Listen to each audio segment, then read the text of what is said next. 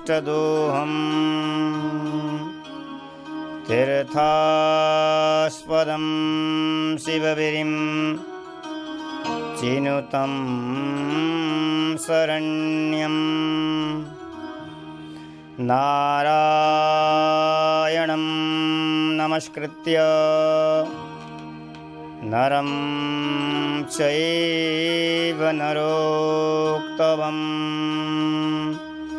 देवीं सरस्वतीं व्यासं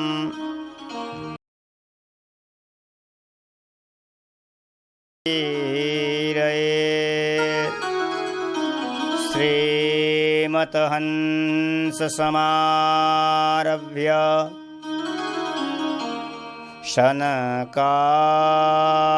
शनकादिकमध्यमा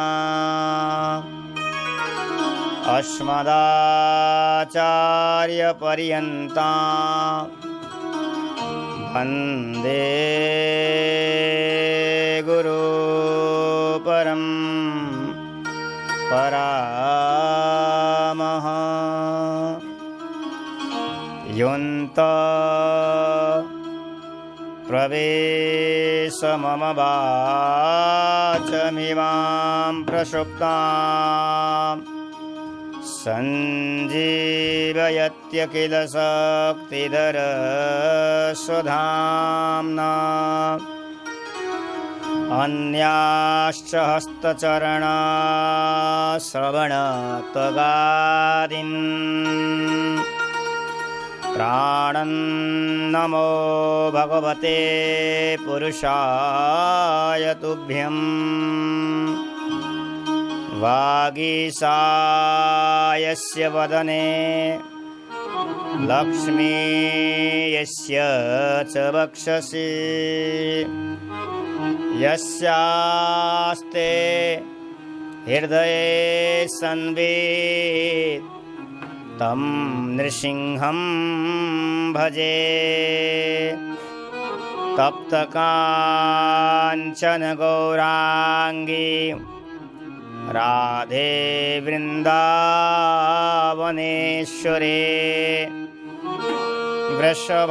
वृषभानुसुते देवी प्रणमामि हरिप्रिये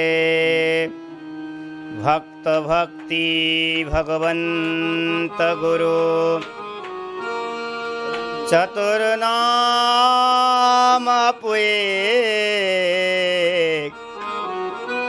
इनके पदवंदन किए नासत विघ्न अनेक वाञ्छाकल्पतरुभ्यश्च कृपा सिन्धुभ्यैव च पावनेभ्यो वैष्णवेभ्यो नमो नमः। गुरु अग्रदेव आज्ञादहि हरिभक्तन को यश गाव भवसागर के तरन को नाहिन और उपाव बार बार वंदना करो श्री नभावे इन काढ़ युगाभा वेद को श्री भक्तमाल रस दे हरिजो आय विराजिए कथा सुनो इतिहास तुम श्रोता भक्तमाल के तुम मम पदरज आस प्रियदास के पद कमल वंदो बारंबार किनी भक्ति रसबोधनी टीकाति सुख सार। भवे भवे यथा भक्ति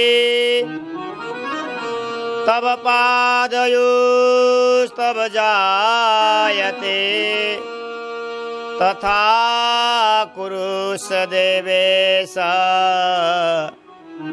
नाथस्तं नो यथा प्रभु। श्री राधे राधे गोविंद गोविंद राधे। जय जय राधे गोविंद गोविंद राधे राधे राधे गोविंद गोविंद राधे।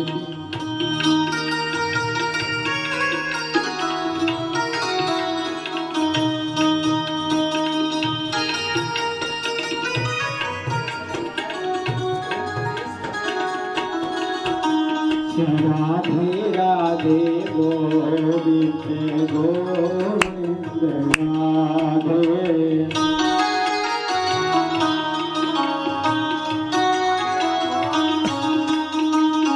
राधे राधे गोविंद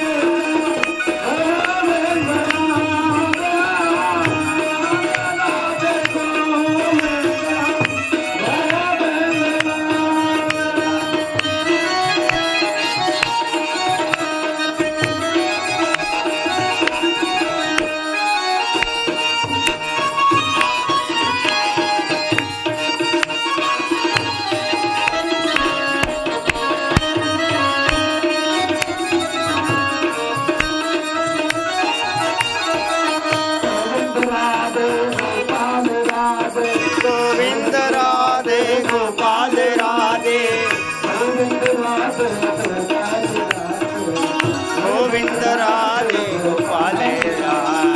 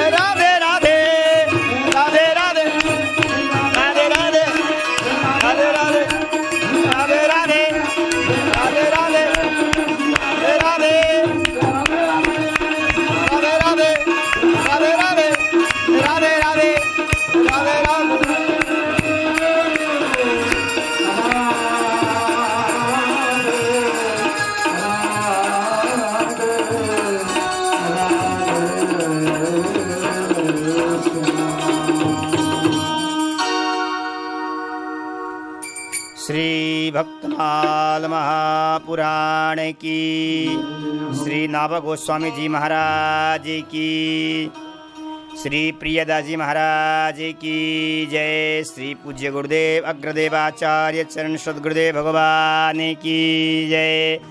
श्री सीतारामचंद्र लक्ष्मण हनुमान जी महाराज की जय। गोस्वामी तुलसीदास जी महाराज की, श्री बरसाने वाली यमुना महारानी की, वृंदावन धाम की, गौ माता की, श्रीमती रत्नावती भाई की जय जय श्री राम, जय जय श्री राम, जय जय श्री राधे।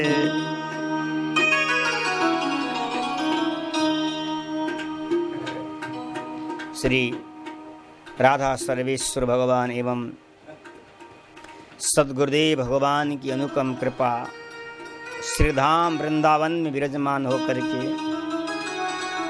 31 दिवस भगवत चर्चा करने का सौभाग्य हम सबको प्राप्त हो रहा है। सद्गुरुदेव भगवान की अनुपम कृपा। आज कथा का 22वां दिन है। हम अपने मन को कथा में प्रवेश करते हैं। हम इस समय भगवान के प्यारे प्यारे सुंदर भक्तों का चर्चा हम श्रवण कर रहे हैं। भगवान को प्राप्त करने की एक ही लालसा है, जिसके हृदय में हो वो भगवान के प्यारे प्यारे सुंदर भक्तों की चर्चाओं को वर्णन करो, उन चर्चाओं को सुनाओ, गाओ। अवश्य ही इसी जीवन में भगवान की प्राप्ति हो जाएगी। आइए हम कथा में प्रवेश करते हैं। कल आपने राका बाका का पावन चरित्र श्रवण किया। आज चरित्र है परम भागवती, परम भक्ता रानी आमेर नरेश की पत्नी, जिनका नाम है रत्नावती भाई। आहा, नाभाजी ने रत्नावती भाई को भक्तों की भूप कहा गया है। पृथ्वीराज नृप कुल बधु भक्त भूप रत्नावती। नाभाजी कह रहे हैं अपने छप्पे में पृथ्वीराज चौहान आमेर नरेश के कुलवधू, भक्तों की भूप, जिनका नाम है रत्नावती। आहा, उन्हीं का चरित्र है।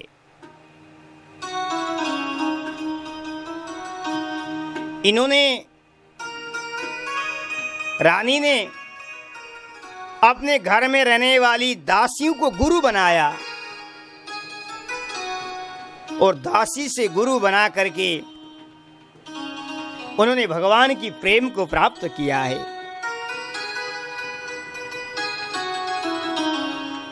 और इनको क्या अच्छा लगता था? कथा कीर्तन प्रीति धीर भक्तन की भावे। आहा, केवल इनको तो भगवान की कथा अच्छी लगती थी, भगवान का कीर्तन, संतों की भीड़ ही उनको जीवन में अच्छा लगता था। और रानी महामहोत्सव मुदित नित्य नंद लाल लढ़ावे। बड़े बड़े धार्मिक आयोजन, बड़े बड़े ठाकुर महोत्सव और बाल कृष्ण लड्डू गोपाल को प्यार करती थी। और जिनका मन कहाँ था? नावाजी कह रहे हैं, मुकुंद चरण चिंतवना भक्ति महिमा ध्वजधारी। उनका चरण, उनका चित्त कहाँ था? नावाजी कहते हैं बालकृष्ण में लगा हुआ था। और उन्होंने धर्म की ध्वजा को फैलाया, वैष्णव धर्म को ध्वजा को फैलाया। आहा, रानी होकर के भी गले में कंठी, माथे में तिलक, हाथ में सुमेरनी, इस तरह से उन्होंने भजन किया है। पति पर लोभ न कियो, टेक अपनी नहीं टारी। भलपना सबई विशेष ही, आमिर सदन सुन खाजिती। इसलिए नावाजी कह रहे हैं, पृथ्वीराज नृप कुल बधु भक्त भूप रत्नावती। अब नावाजी महाराज चरित्र का वर्णन कर रहे हैं। नावाजी महाराज कहते हैं कि पृथ्वीराज जी के वंश में आमेर नरेश पृथ्वीराज चौहान के वंश में अनेकों भक्त हुए। और महाराज, ये भक्त वंश की प्रभाव है। आज राजा की कुलवधू भी महान भक्त बन गई। और हमारे नावाजी ने, आहा, हमारे नावाजी कहते हैं सभी भक्तों को तो भक्त, जितने भी छप्पे गाया नावाजी ने, सबको तो भक्त के नाम से पुकारा है। लेकिन नावाजी कहते रत्नावती भक्त नहीं है, भक्त भूप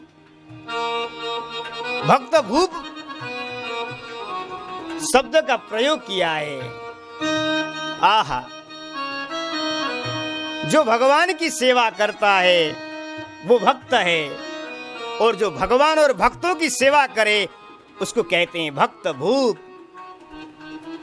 और रानी भगवान की भी सेवा करती थी और भगवान के प्यारे प्यारे भक्तों को भी सेवा करती थी। ये भक्तों की राजा थी।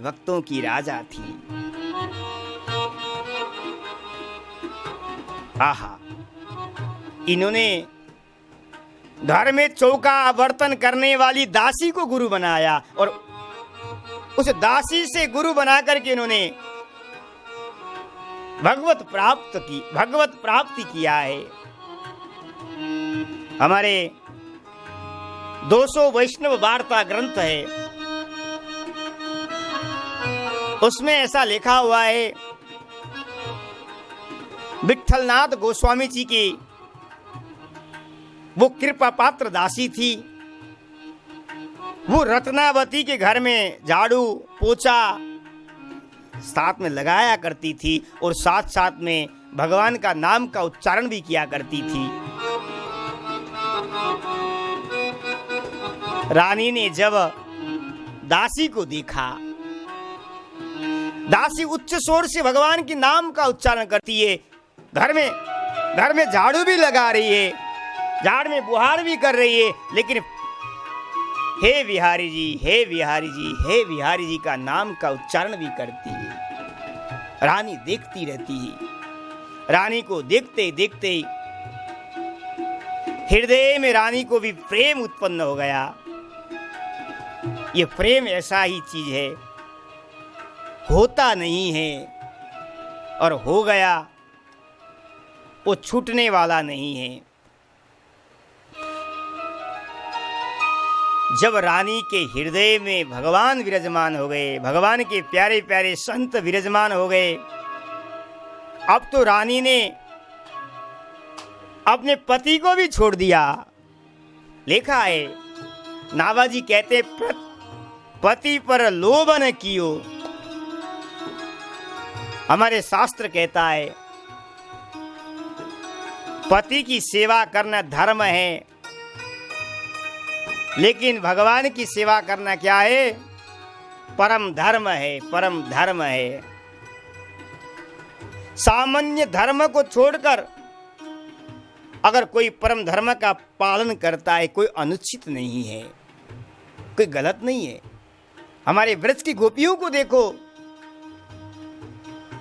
शरीर के पति को छोड़ करके आत्मा के पति श्री कृष्ण से उनका मिलन हुआ है,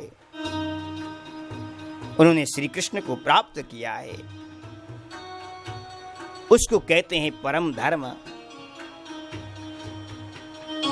भगवान का भजन करना, भगवान की प्रेम को प्राप्त करना, भगवान की कथा श्रवण करना,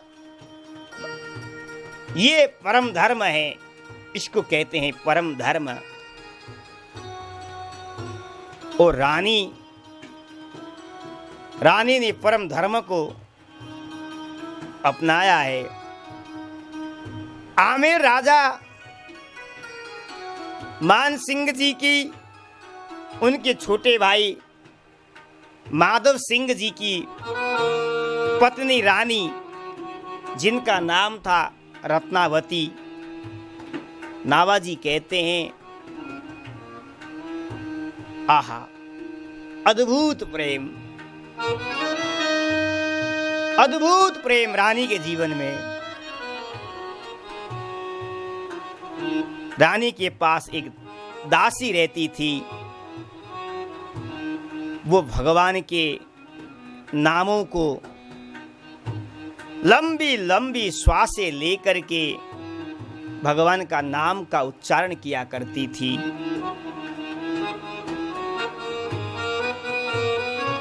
प्रेम युक्त जब भगवान के नाम का उच्चारण करती थी, वो रत्नावती के हृदय में वो नाम प्रवेश हो गया। उदासी क्या कहती थी? हा नवल किशोर, हा नवल किशोर, हा वृंदावन बिहारी।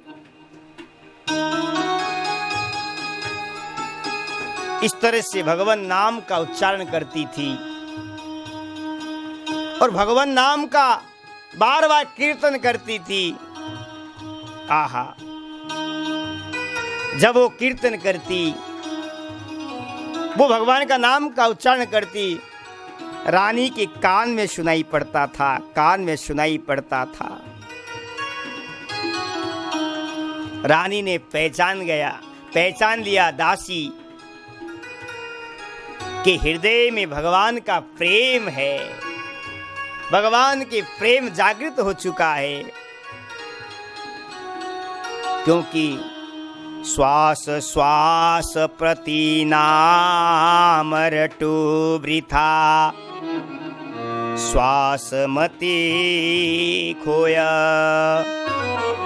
न जाने यह श्वास को आवन होय न होय। श्वास श्वास में प्रभु का नाम का उच्चारण करना चाहिए। कोई भरोसा नहीं है कि हमें मनुष्य जीवन ही मिल जाए, कोई गारंटी नहीं है महाराज।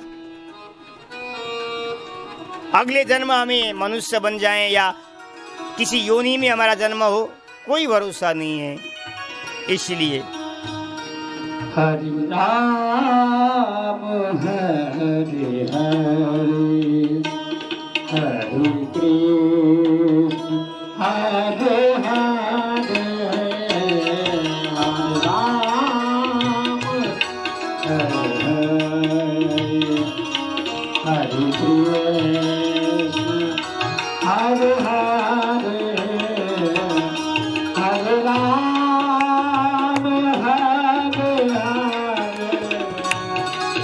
हरे कृष्ण हरे हरे, हरे राम हरे हरे,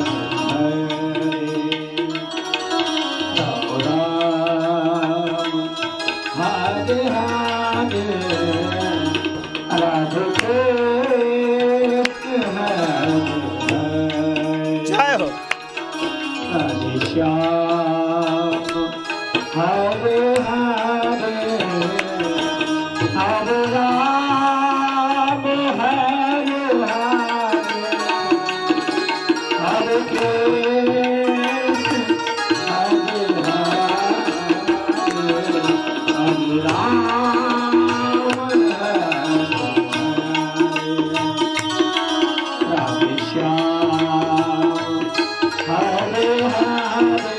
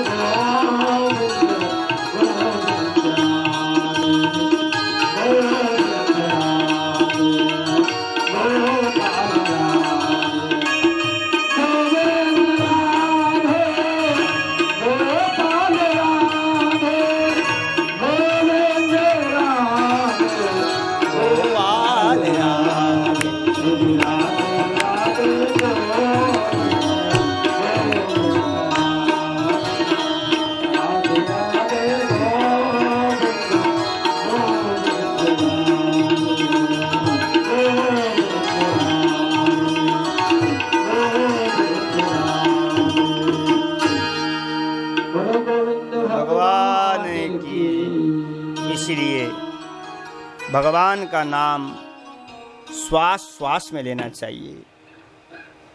आगे मनुष्य शरीर मिले या ना मिले कोई भरोसा नहीं है। इसलिए रानी श्वास श्वास में लंबी लंबी श्वासें लेते हुए नवल किशोर वृंदावन विहारी उच्चारण किया करती थी। रानी ने देखा। एक दिन रानी ने दासी से पूछा, तुम बार बार किसका नाम का उच्चारण करती हो, किसका नाम ले रही हो? रानी कहती है, उसको सुनकर मेरे हृदय भी तुम्हारा तरफ खींचता है।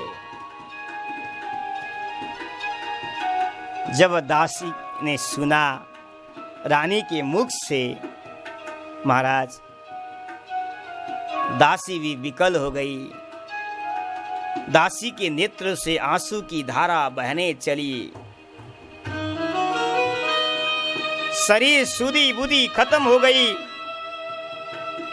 महाराज जब दासी की दशा को देख करके रानी के हृदय भी वही दशा हो गई। मैं बार बार वही बात दोहरा रहा हूं, प्रेमी की दशा को देख करके तुम भी प्रेमी बन जाओगे।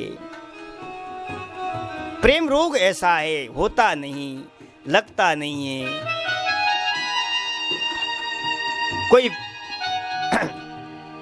प्रेमी में, कोई बिहारी के प्रेम में कोई रो रहा है, अगर आपने उसको छू लिया, आप में भी प्रेम पकड़ लेगा। जैसे हम करंट, किसी को करंट लगा हुआ है, किसी को बिजली ने पकड़ा हुआ है, हमने उसको पकड़ लिया तो हमें भी बिजली पकड़ेगा। ऐसे ही प्रेम है। प्रेम भी सर्वा रोग है। कहते नहीं अभी इस समय जिसको कोरोना हो गया, अगर उस व्यक्ति को कोई छू लेता है तो उसको भी कोरोना हो जाता है। ये प्रेम भी कोरोना की तरह है। ये वो संसार का कोरोना है। ये भगवत रूपी कोरोना को जिसने लगा हुआ है प्रेम, उसको कोई छू लेता है तो उसको भी प्रेम जागृत हो जाएगा। आज रानी दासी को छोया और दासी को देख करके अब तो दासी को देखते हुए रानी के हृदय में प्रेम जागृत हो गया। और रानी ने कहा कि अब हे दासी, अब मुझे भी आपके जैसा बनना है, आपका जैसा प्रेम मुझे भी प्राप्त करना है। तुम्हें कौन सा प्रेम लगा हुआ है? दासी ने कहा, रानी ने दासी को कहा। दासी ने कहा, मुझे किसी वृंदावन के किसी वृद्ध संत की कृपा से मुझे मेरे बांके बिहारी का प्रेम मुझे लगा हुआ है। मैं उन्हीं का नाम का उच्चारण करती हूँ, उनसे मिलने के लिए मैं तड़पती हूँ। कब मिलोगे आप, कहाँ मिलोगे?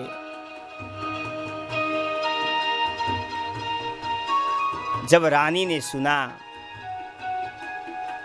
रानी ने कहा कि मुझे भी वो प्रेम प्रदान करो, आप मुझे भी वैसे प्रेम को चाहना है।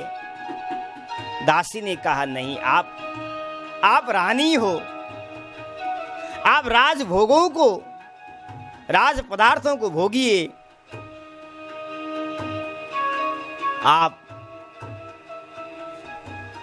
आपको मैं वो दशा देखने नहीं चाहती। रानी बार बार कहती है, मुझे भी वो प्रेम प्राप्त करना चाहा है, मुझे वो प्रेम चाहिए जैसा आपको प्रेम है। अब तो महाराज दासी ने सुंदर सुंदर मेरे प्रभु के लीलाओं को गायन करना शुरू किया। सुंदर सुंदर मेरे ठाकुर के चर्चा रानी को सुनाया।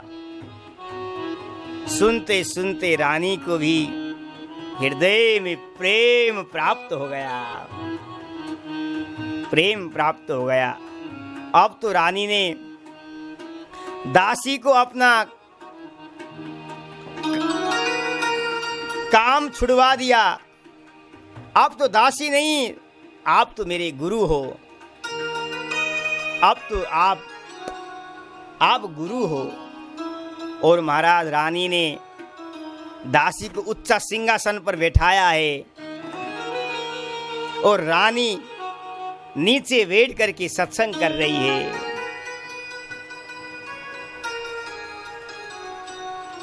जिसके पास ज्ञान हो, जिसके पास भक्ति हो, चाहे वो कितना ही छोटा ही व्यक्ति क्यों ना हो, नीच से योनि ही क्यों ना हो, लेकिन वो गुरु तुल्य है, उसको गुरु ही मानना चाहिए और उससे सत्संग करना चाहिए।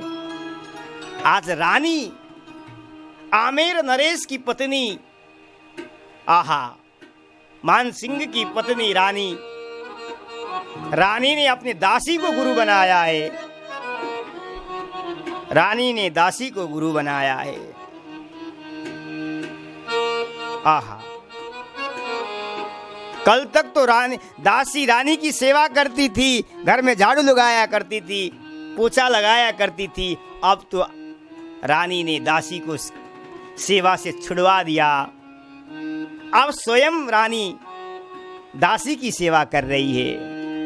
ये भगवत प्रेम है। जिसके हृदय में भगवत प्रेम की चाहना हो, अभिमान को छोड़ करके, अभिमान को परित्याग करके उसके साथ संग करना चाहिए, उसके साथ सत्संग करना चाहिए।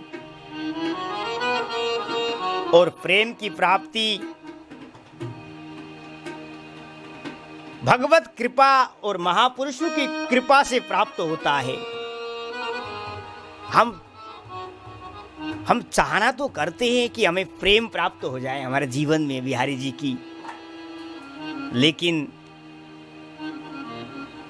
प्रेम ऐसे प्राप्त होने वाला नहीं है। प्रेम एक तो वृंदावन के रसिकों का आश्रय लिए बिना, उनकी कृपा के बिना अथवा भगवत कृपा के बिना हमारे हृदय में प्रेम जागृत हो ही नहीं सकता। यही बात नारद भक्ति सूत्र में कहते हैं। अगर किसी को प्रेम की प्राप्ति हो, प्रेम प्राप्त करना चाहना हो, तो नारद जी कहते हैं, मुख्यस्तु महत् कृपा यही वह भगवत कृपा लेशद्रवाहा।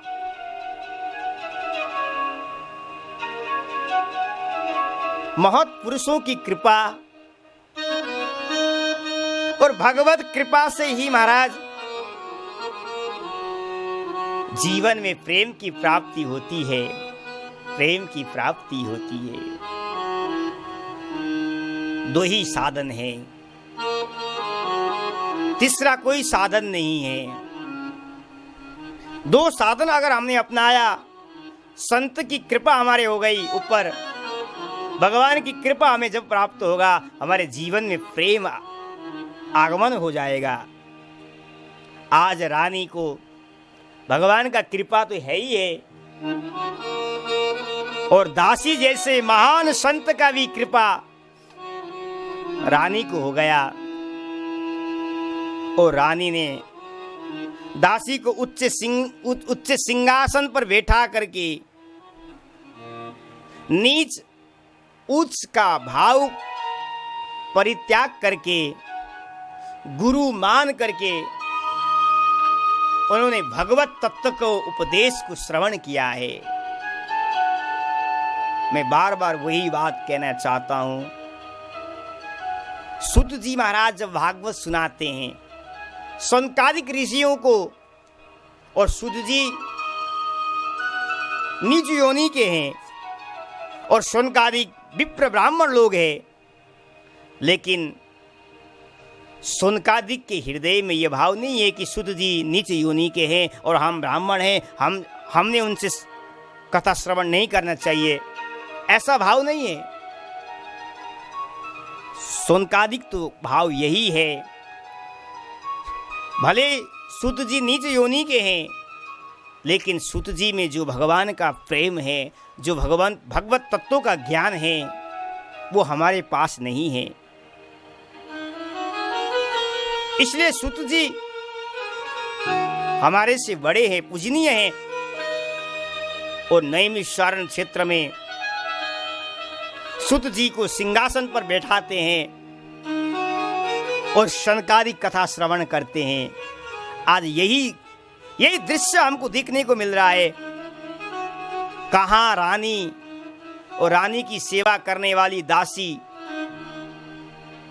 बराबरी नहीं हो सकती है। रानी ने ऊंचा नीचा भाव को परित्याग करके रानी ने दासी को गुरु बनाया है। जैसे महाराज गरुण जी ने काकभूषुंडी जी से भगवत प्रेम को प्राप्त किया था। आहा, ऐसे ही रत्नावती ने दासी से भगवत प्रेम को प्राप्त किया है। और अब तो रत्नावती सुंदर सुंदर दासी के मुख से भगवान के सुंदर सुंदर गुणों की चर्चा को सुनती रहती थी। ये भगवत कथा, भगवत सत्संग ऐसा चीज है, जितना सुने उतना ही आनंद, और सुनने की इच्छा जागृत होता है। कभी कथा से मन तृप्त होता ही नहीं है। जिसने कोई कहे कि भाई हमने कथा से तृप्त हो गए, तुमने अभी कथा सुना ही नहीं, तुमने अभी भगवत चर्चा किया ही नहीं। कथा तो वो है, कभी तृप्त नहीं हो पाती है, जीव तृप्त होता ही नहीं है। आज रानी ने पूछा कि हे दासी गुरु, भगवान का दर्शन कैसे होगा? मुझे भी भगवान का दर्शन करना है। जब रानी दासी से पूछती थी, उस समय रानी के नेत्रों से आंसू गिरने लगते थे। बार बार रानी कहती थी, मुझे भगवान का दर्शन कराइए। मेरी चाहना है कि भगवान का दर्शन हो जाए, मेरी चाहना है भगवान की दर्शन हो जाए। लेकिन दर्शन मुझे भगवान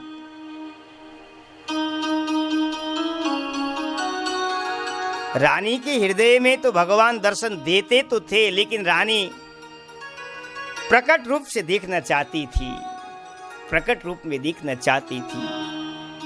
दासी ने कहा कि भगवान का दर्शन करने के लिए बहुत कठिन है, सरल नहीं है। उनके दर्शन करने के लिए जिसके हृदय में चाह हो, उसको सुख, राज्य सुख को छोड़कर, घर परिवार को परित्याग करके राजा महाराजा ब्रज रज में आकर के लौटते थे। ब्रज में आकर के लौटते थे कि भगवान का साक्षात्कार हो जाए, भगवान का दर्शन हो जाए।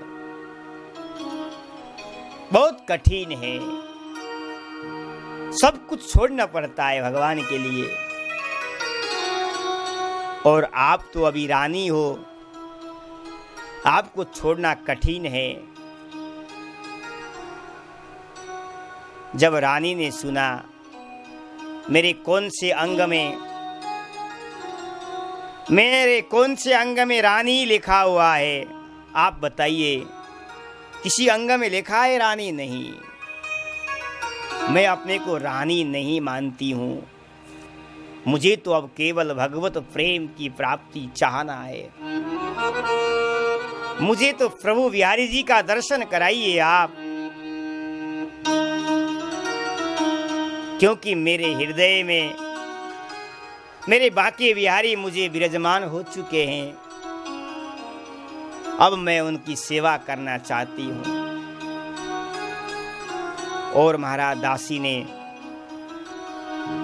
रत्नावती भाई को एक सुंदर बालकृष्ण की छवि की प्रतिमा दिया है, और रानी ने उस छवि को लिया। अब तो रानी अष्टयाम सेवा, भगवान की सेवा में मन को लगा लिया।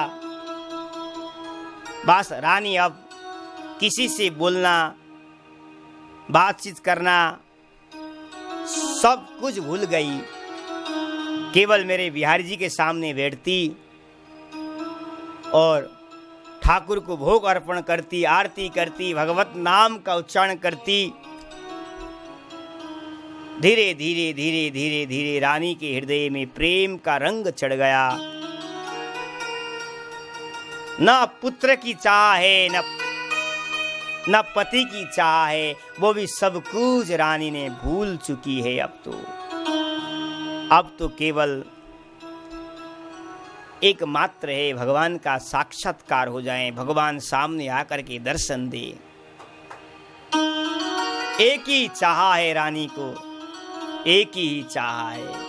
और वृंदावन जाने को जी चाहता है, वृंदावन जाने को जी चाहता है, राधे राधे गाने को जी चाहता है।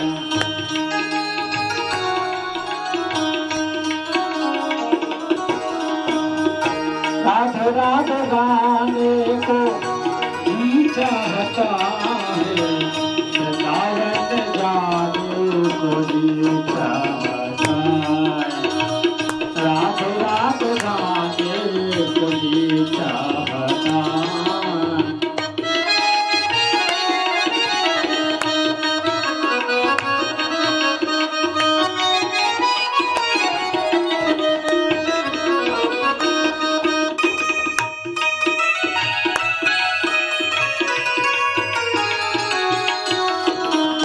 वृंदावन में यमुना की धारा, वृंदावन में यमुना की धारा, वृंदावन में यमुना की धारा, वृंदावन में यमुना की धारा, यमुना की धारा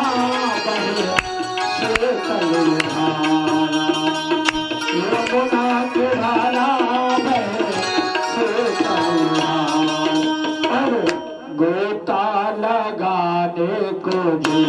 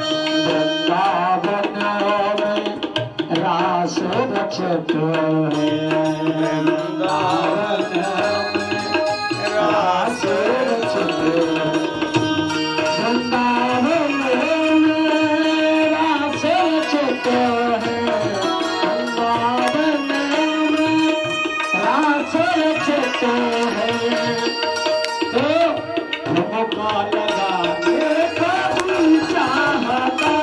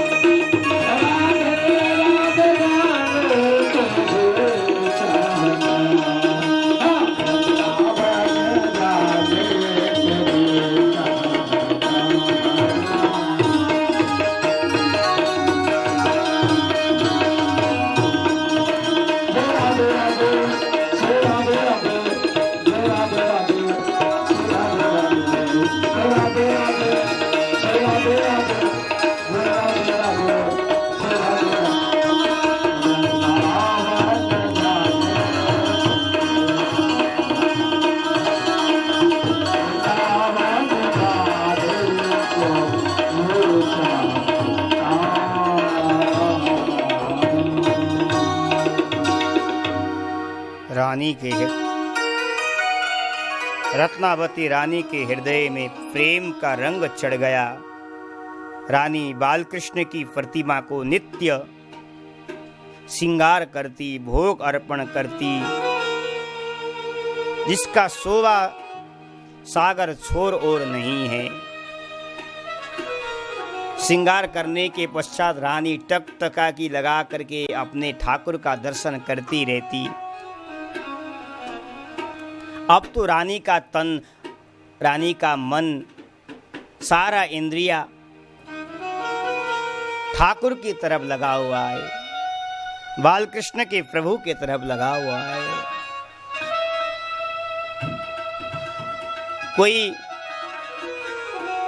करोड़ों यज्ञ करे, तप करे, जप करे, परिक्रमा करे, बड़े बड़े अनुष्ठान करे, संसार सागर से पार हो जाएगा, लेकिन भगवान का विशुद्ध प्रेम को इन साधनों से प्राप्त नहीं होंगे। भगवान की प्रेम की प्राप्ति भगवान के भक्तों की द्वारा ही होगी। हम संसार तो पार होना चाहते हैं, लेकिन भगवत प्रेम को चाहना नहीं है। भगवत प्रेम की चाहना हमारे हृदय में भी होना चाहिए।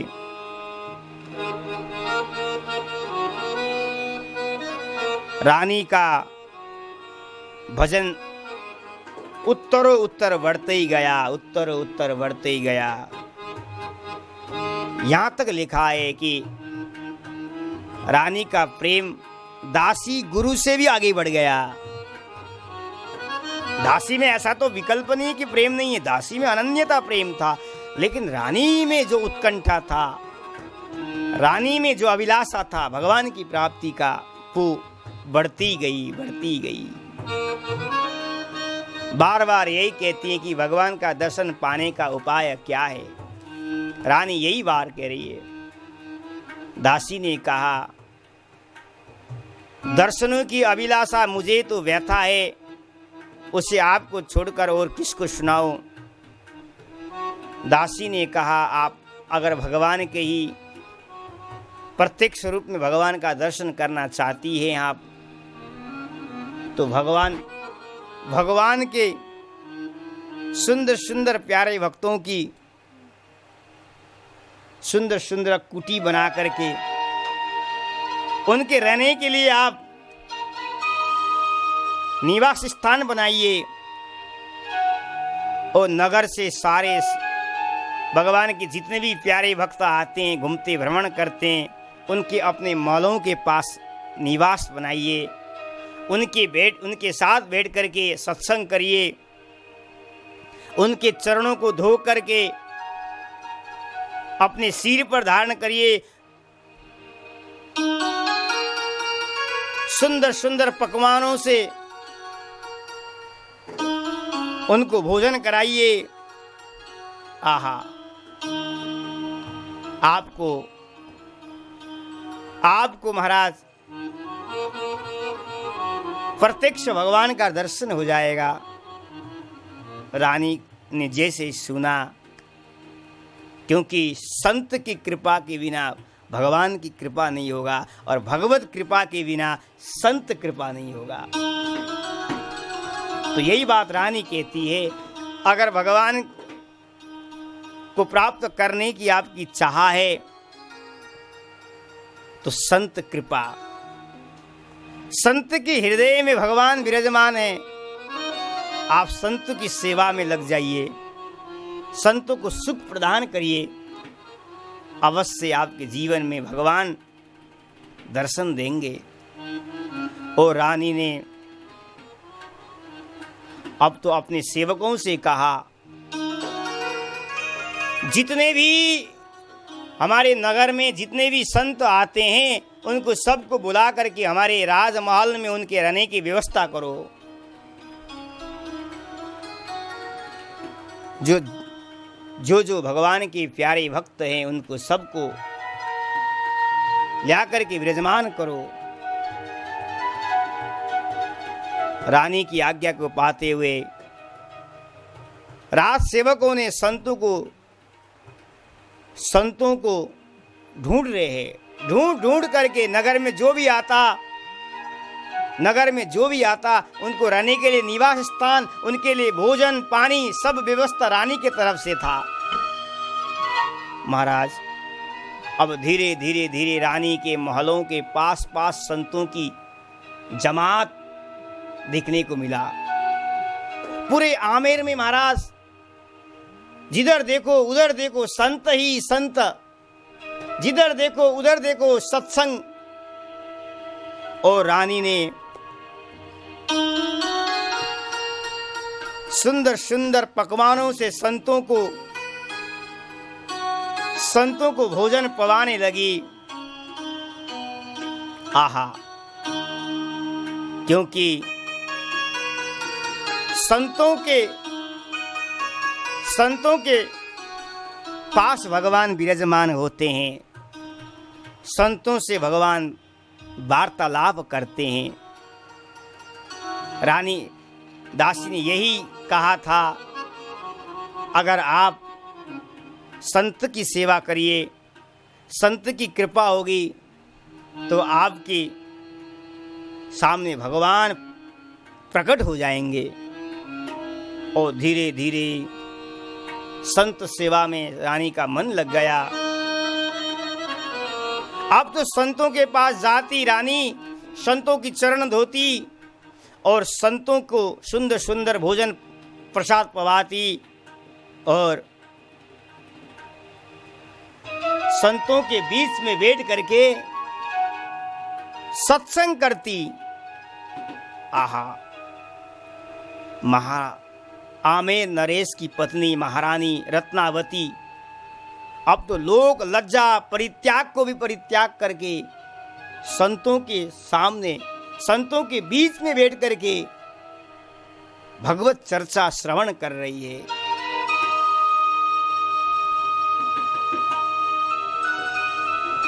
आमेर में महाराज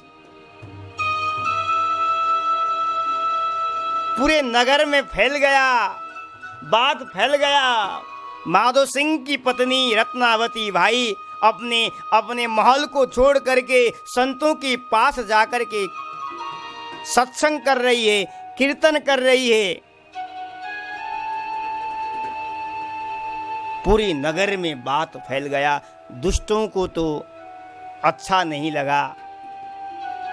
कुछ सज्जन थे वो तो आए, सत्संग में आए, लेकिन कुछ दुष्टों ने जाकर के राजा मानसिंह जी को जाकर के खबर भेजा, आपकी धर्मपत्नी, आपकी महारानी रत्नावती भाई, आपकी कुल को मर्यादा को परित्याग करके उस बैरागी संतों के बीच में बैठ करके भगवत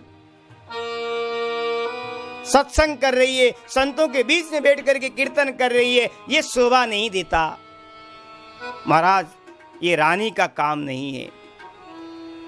रानी ने अपने परिवार, अपने कुल की मर्यादा का खंडन किया है। दुष्टों ने जब समाचार भेजा राजा को,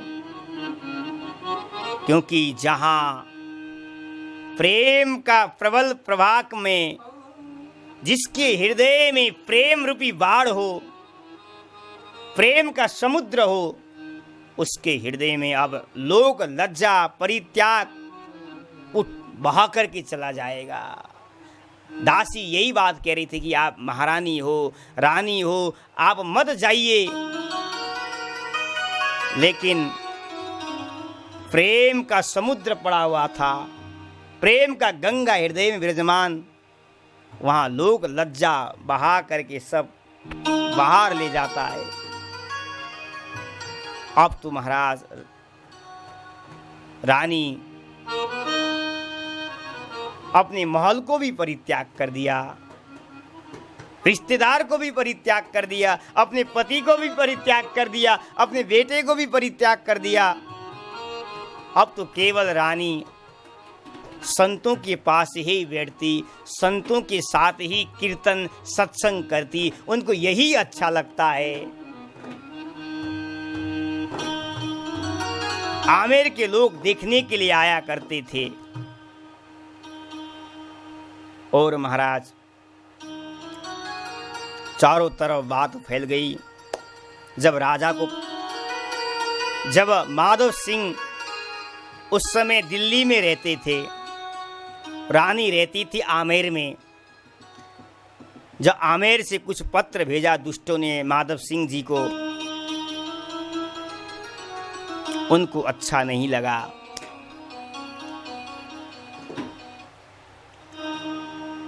महाराज शेष चर्चा हम कल के सत्र में करेंगे। बांके बिहारी सागरिया